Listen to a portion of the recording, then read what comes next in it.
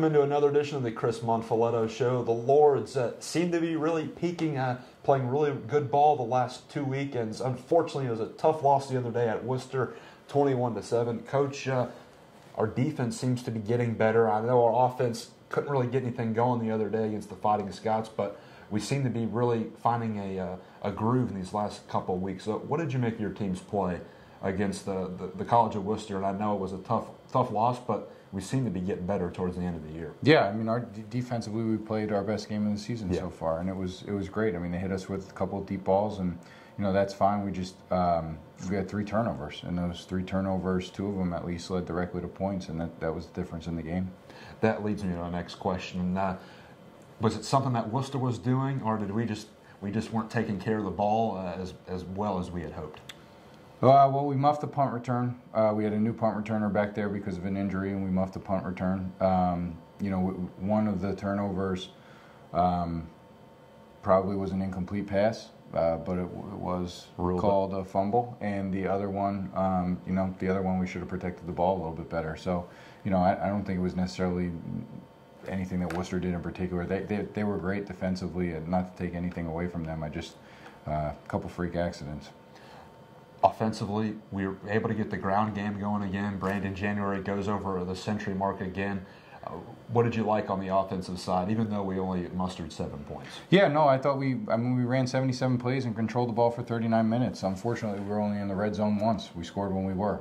Those 77 plays, a lot of them came in the middle of the field, and we just, we didn't have that play that broke an 8-yard play to a 16-yard play, and that was the difference in the game.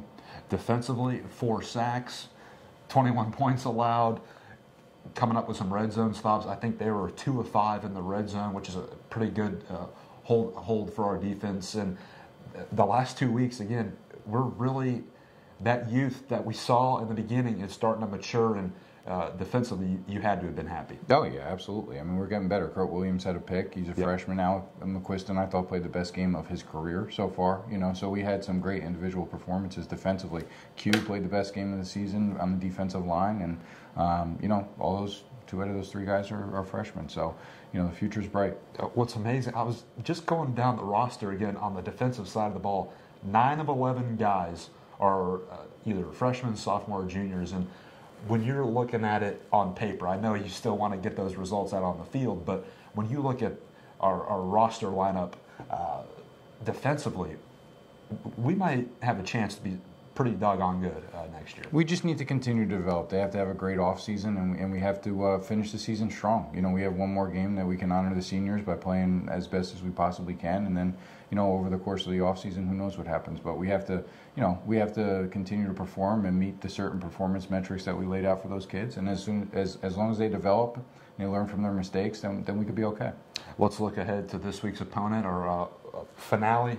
Denison's coming to town, and they bring the number 1 passing attack in the conference to McBride, and their quarterback, Brandon Sklenar, 280 per game. And then the receiver, Deshaun Brown, 8th best receiving total in NCAA Division III history. He went for 339 yards receiving against Allegheny.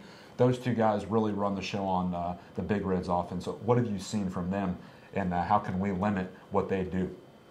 I think we got to keep them in front of us. I mean, they're big and athletic. They're strong. They're fast. So they'll come in here with a good game plan like they do every year, and it'll be a tough game for us. But we're going to have a great week of practice and see what happens on Saturday.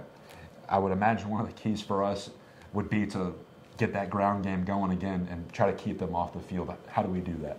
It's going to be tough against them. They're really good up front, especially their front 7. I mean, they put a lot of guys in the box, and they really, really, really challenge you to throw the football. So, we're going to have to be as balanced as we possibly can on Saturday, because they're going to make it really tough for us to run the ball. Okay, Coach.